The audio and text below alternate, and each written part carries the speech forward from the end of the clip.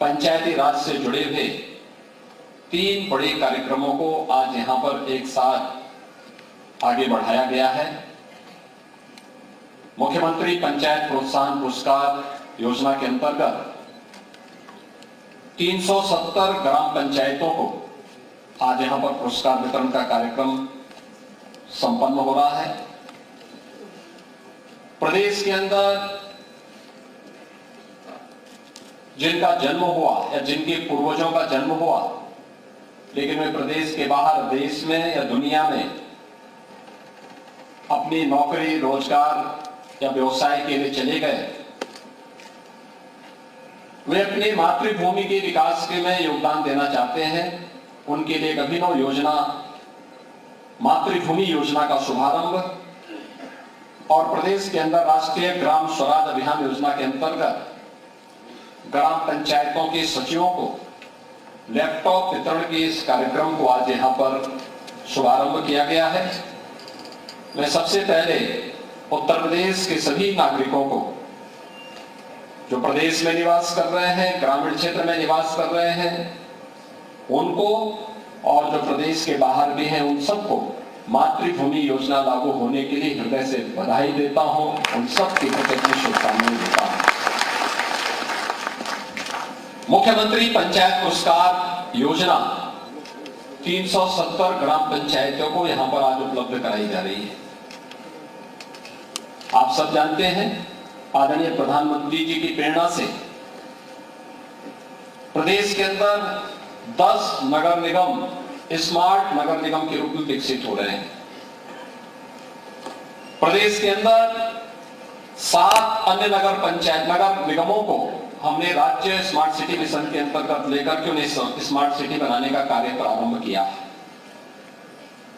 लेकिन आज ग्राम पंचायतों में जितनी योजनाएं लागू हुई हैं, ग्राम सचिवालय से लेकर के ऑप्टिकल फाइबर से लेकर के अच्छी सड़कें, जल निकासी की व्यवस्था, LED street light, computer operator, VC सखी, इन सबको जोड़ करके अगर हम देखेंगे तो ग्राम पंचायतों में जिस भी ग्राम प्रधान ने थोड़ी भी ध्यान दिया है तो ग्राम पंचायत भी किसी स्मार्ट ग्राम पंचायत से कम नहीं है। और उसी स्मार्ट ग्राम पंचायत के लिए आह्वान करने के लिए आज हम सब यहाँ पर एकत्र हुए हैं।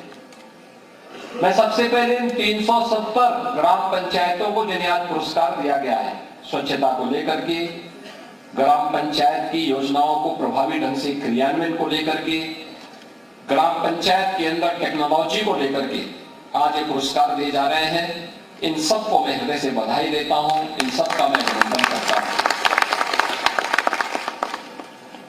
लेकिन प्रदेश के अंदर जितनी भी हमारी लगभग 58,000 ग्राम पंचायतें हैं, वे सभी ग्राम पंचायत भी स्तर पर आगे बढ़ सके, इसके लिए भी मैं आपका आह्वान करता हूं। क्योंकि हर गांव पहले स्मार्ट बने और जब स्मार्ट बनेगा तो उसके बाद आत्मनिर्भरता के लक्ष्य को भी प्राप्त करें।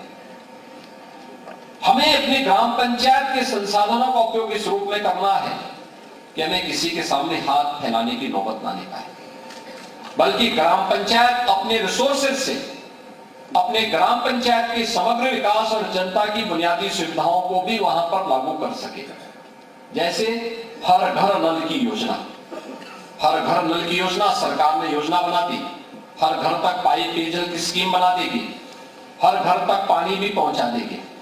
लेकिन इस सस्टेनेबल को लंबे समय तक इसकी आवश्यकता और यह सुविधा वहां प्राप्त होती रहे, यह ग्राम पंचायत की जिम्मेदारी बनती है कि उसको सस्टेनेबल बनाने के लिए हम प्रयास करें। और इसके लिए यूजर चार्ज हर ग्राम पंचायत से लेकर ग्राहक परिवार से लेकर के, और फिर 2 प्रकार का कार्य, एक वो पैसा जो योजना को संचालित कर रहा है उसको देना, प्लम्बर को गांव में तैनात करवाना, कहीं पाइप लीक हो गया उसको तैयार करना, क्योंकि एक बूंद पानी बहुत महत्वपूर्ण होता है। जल संरक्षण के प्रति जागरूक होना, जहां टूटी लगी वो पानी बहुत बार होता है ना, पाइप टूटी खुली रह जाती है, पानी गिर रहा है, कोई पूछने वाला नहीं, ये राष्ट्रीय क्षति है। उत्तर प्रदेश इस मामले में बहुत सौभाग्यशाली है कि प्रचुर मात्रा में जल संसाधन हमारे पास है। लेकिन प्रचुर मात्रा में जल संसाधन का मतलब ये नहीं होता है कि हम उसका दुरुपयोग करें, बल्कि उसका संरक्षण करें, क्योंकि शुद्ध पेयजल आधे से अधिक बीमारी का उपचार कर सकती है। जो लोग शुद्ध पेयजल का सेवन करते हैं, या ये हर घर नल की योजना तमाम जल जनित बीमारियों से लोगों को बचाने का एक सशक्त माध्यम भी है। और इसलिए भाइयों बहनों, हमारा दायित्व बनता है कि हम इन सभी गांवों के लोगों को सुविधा भी दें, लेकिन साथ साथ अपने गांव को आत्मनिर्भर बनाने की दिशा में भी प्रयास करें। मुझे प्रसन्नता है कि ग्राम पंचायतों में ग्राम सचिवालय ने जहां एक्टिव रूप से कार्य करना प्रारंभ किया है और वहां पर कंप्यूटर ऑपरेटर रख करके सर्टिफिकेट देने के कार्यक्रम प्रारंभ हुए हैं, आप आश्चर्य करेंगे कि उससे ग्राम पंचायतों की इनकम भी बढ़ी है, काफी बड़ी इनकम बढ़ी है। और बहुत सारे लोगों ने उस पैसे का उपयोग गांव के विकास के लिए, कंप्यूटर ऑपरेटर के मानदेय देने के लिए, अन्य कार्यक्रमों के साथ किया है। और हम भी अपने ग्राम पंचायत के अंदर इस प्रकार के कार्यक्रमों को आगे बढ़ा सकते हैं, बहुत बेहतरीन तरीके से इसको कर सकते हैं। उत्तर प्रदेश के पास एक अवसर है इस कार्यक्रम को आगे बढ़ाने के लिए। आपने देखा होगा, अभी हम लोग जब यहाँ पे मातृभूमि योजना लॉन्च कर रहे थे, और मैं यहाँ पर दो सज्जनों से, श्री संजीव राजोरा और श्री विवेक चौधरी, जो यूएस कैलिफोर्निया में निवास करते हैं, लोगों से संवाद बना रहा था। अपनी मातृभूमि के प्रति प्रत्येक के मन में सम्मान का भाव है, श्रद्धा का भाव है। और मुझे लगता है कि हम तो मनुष्य हैं। आप देखिए, किसी पशु को भी अगर आप बेच देते हैं, बाहर कर देते, तो दौड़ करके फिर वहीं वापस आ जाता है, वापस आ जाता है। तो फिर मनुष्य तो ईश्वर की सर्वश्रेष्ठ कृति है, वो अपनी मातृभूमि के प्रति उसके मन में लगाव क्यों नहीं होगा। और जिसके मन में लगाव नहीं है, इसका मतलब वह उस पशु से ही बदतर है जो अपनी भूमि के प्रति लगाव रखता है।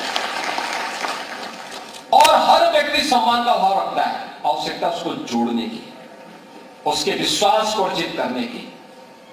इससे पहले लोगों को मालूम था कि पैसा भेजेंगे, अभी तक तो प्रदेश सरकार के बजट में बंदरबांट हो रहा है, अब हम भी भेजेंगे, उसमें भी लोग ऐसे बंदरबांट करने लग जाएंगे, इसलिए भेजने का कोई मतलब नहीं होता, कोई प्लेटफॉर्म नहीं था।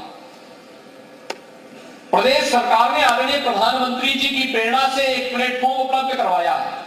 हमने बजट में इस बार 30 करोड़ रुपए की व्यवस्था भी की है, और हम आने वाले समय में इस राशि को और बढ़ोतरी करेंगे, जिससे हर ग्राम पंचायत में, जैसे हमने ग्राम सचिवालय बनाया, मैं भी आपसे कह रहा था ना, यहाँ पे संजीव राजोरा से जब बात कर रहा था, ऐसे विवेक चौधरी से बात कर रहा था, तो मैं 2-3 योजनाएं मैंने उनके सामने कही। उनकी रुचि स्वास्थ्य सेवाओं में थी कि गांव में अच्छी स्वास्थ्य सुविधा और डिस्पेंसरी मिले।